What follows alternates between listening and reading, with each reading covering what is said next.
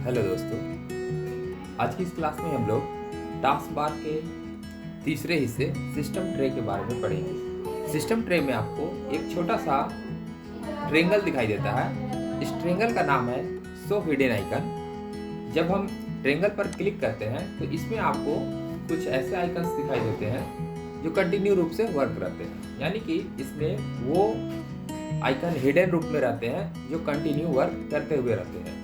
साथ ही इसी के नीचे आपको कस्टमाइज का ऑप्शन मिलता है। इस कस्टमाइज का ऑप्शन से हम इन आइकन्स को कस्टमाइज कर सकते हैं। तो चलिए इसे कस्टमाइज करके देखते हैं। कस्टमाइज करने के लिए आपको इसके कस्टमाइज बटन पे क्लिक करना होगा। क्लिक करते ही एक डायलॉग बॉक्स ओपन होगा जिसमें आप देख पा रहे हैं कि जितने भी हिडन आइकन्स जो सिस्टम ट्रे में अवेलेबल होते हैं वे सभी यहाँ पर खुल गए हैं और ये अलग अलग तरीके से ऑलरेडी कस्टमाइज किए गए हैं। इसे हम अपने तरीके से कस्टमाइज कर सकते हैं। जैसे कि इसमें सबसे पहले आप देख पा रहे हैं कि वॉल्यूम का आइकन आपको दिखाई दे रहा, इसमें स्पीकर्स 86% और यहाँ पर इसे शो आइकन एंड नोटिफिकेशन किया हुआ है, यानी कि वॉल्यूम से संबंधित जितने भी नोटिफिकेशन आएंगे वो हमें दिखाई देंगे और साथ ही हमें आइकन भी दिखाई देगा। लेकिन यदि हम इसे चेंज करना चाहें तो इस पर क्लिक करेंगे तो इसका दूसरा ऑप्शन आप देख पा रहे हैं, हाइड आइकन एंड नोटिफिकेशन दिया हुआ है। हम जैसे ही हाइड आइकन एंड नोटिफिकेशन पे क्लिक करेंगे, जो वॉल्यूम का आइकन आपको टास्क बार में दिखाई दे रहा है इस स्थान पे, ये हाइड हो जाएगा। तो चलिए इसे करके देखते हैं। देखिए, जैसे ही हमने हाइड आइकन एंड नोटिफिकेशन किया, आपको यहाँ से टास्क बार के सिस्टम ट्रे से वॉल्यूम का आइकन हाइड हो चुका है, आपको यहाँ पर दिखाई नहीं दे रहा है। तो अब क्या होगा कि वॉल्यूम से संबंधित जितने भी आइकन्स या नोटिफिकेशन आपको आएंगे वो शो नहीं करेंगे, दिखाई नहीं देंगे। इसके तीसरा ऑप्शन है ओनली शो एंड नोटिफिकेशन। यदि हम इस ऑप्शन को क्लिक कर देते हैं तो इससे क्या होगा कि इस वॉल्यूम से संबंधित जितने भी नोटिफिकेशन रहेंगे वो तो आपको शो करेंगे, लेकिन इसके आइकन यहाँ पर दिखाई नहीं देंगे। तो इस तरह से ही आप देख पा रहे हैं कि अलग अलग आइकन में अलग अलग ऑप्शन दिए हुए हैं। तो हम अपने सुविधा अनुसार इन सभी के नोटिफिकेशन को एक्टिव कर सकते हैं और इसे अलग अलग तरीके से कस्टमाइज कर सकते हैं। जैसे कि इसमें दूसरा है एक्शन सेंटर। एक्शन सेंटर में आप देख पा रहे हैं कि शो आइकन एंड नोटिफिकेशन इसमें भी एक्टिव है, यानी कि जो भी नोटिफिकेशन आएंगे वो हमें दिखाई देंगे।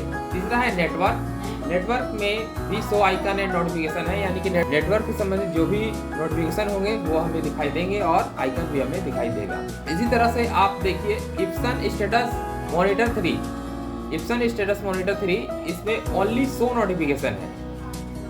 तो इससे संबंधित जो भी नोटिफिकेशन होंगे वो हमें शो करेंगे, लेकिन इसका आइकन हमें दिखाई नहीं देगा। आप देख पा रहे हैं कि स्टेटस बार में नहीं दिखाई दे रहा, ये हाइड है। तो इस हिडन आइकन के अंतर्गत ये आपको दिखाई देगा। ये देखिए यहाँ पर आपको दिखाई दे रहा। तो जो भी आइकन को हम अगर हाइड करेंगे वो इस ट्रेंगल के अंतर्गत आपको दिखाई देता है। और अगर आप इसे शो कराना चाहते हैं तो शो आइकन एंड नोटिफिकेशन कर सकते हैं। इससे आपको टास्क बार में सिस्टम ट्रे में वो दिखाई देने लगेगा।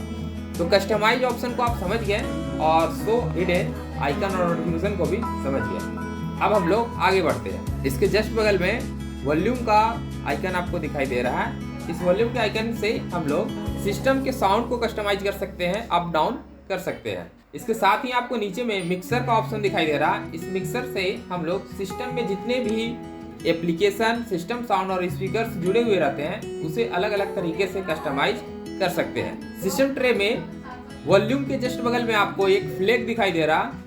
यह फ्लैग नोटिफिकेशन एरिया होता है, यानी कि इस पर जब भी हम क्लिक करेंगे हमें जितने भी सिस्टम में नोटिफिकेशन अवेलेबल होते हैं, नोटिफिकेशन आए हुए रहते हैं, वो शो करता है। और इससे संबंधित कोई भी नोटिफिकेशन भी अगर एक्टिव होता है तो वो भी हमें यहाँ पर नोटिफाई कर देता है, यानी कि शो कर देता है। इसके जस्ट बगल में आपको एक नेटवर्क का साइन दिखाई दे रहा। इससे हम लोग इंटरनेट का कनेक्शन करते हैं। यदि आपका नेट कनेक्टेड रहेगा तो ये सारा टावर आपको शो करेगा, और यदि नेट डिस्कनेक्टेड रहेगा तो ये कट का साइन दिखाएगा, जैसे अभी दिखा रहा है। और इसके बाद है डेट एंड टाइम। आप यहाँ पर देख पा रहे हैं कि आपको ऊपर में टाइम दिखाई दे रहा, नीचे में डेट दिखाई दे रहा, और कुछ देर तक यहाँ पर जब होल्ड रख रहे हैं तो आपका डे भी दिखा दे रहा कि कौन सा डे है। यदि हम डेट और टाइम को चेंज करना चाहते हैं या इसे बड़े रूप में देखना चाहते हैं तो इस डेट एंड टाइम पे क्लिक करेंगे। जैसे ही आप डेट एंड टाइम पे क्लिक कीजिएगा तो आपको एक बड़ा सा क्लॉक दिखाई देगा जिसमें क्या टाइमिंग हो रहा वो घड़ी की सुई में आपको दिखाई देगा, और साथ ही नीचे डिजिटली रूप से भी दिखाई देगा। इसके जस्ट बगल में आपको 1 मंथ का कैलेंडर दिखाई देगा,